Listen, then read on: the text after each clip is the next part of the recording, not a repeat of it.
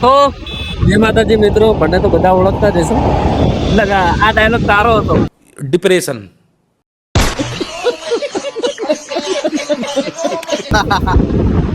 તારી એડિટ કરો તો તારો ડાયલોગ. એટલે તમે સેલિસ્પિટ હો એટલે તમે અમારો ઇન્ટરવલ ના આલો એમ.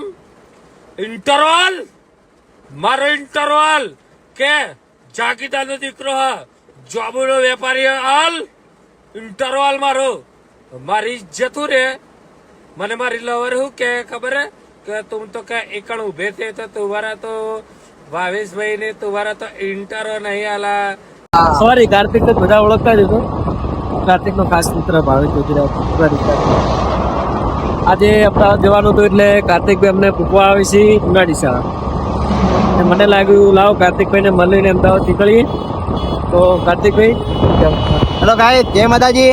આ છે આપણા ખાસ મિત્ર જીગરજાન ભાઈ ભાવેશભાઈ યોગીરાજ, જેનું આખા બનાસકાંઠામાં પણ ગુજરાતમાં ખુલતું નામ હોય એવા રેગડીના કિંગ. ખાઓ માં કસમ. તો એમને હવે જવાનું છે અમદાવાદ.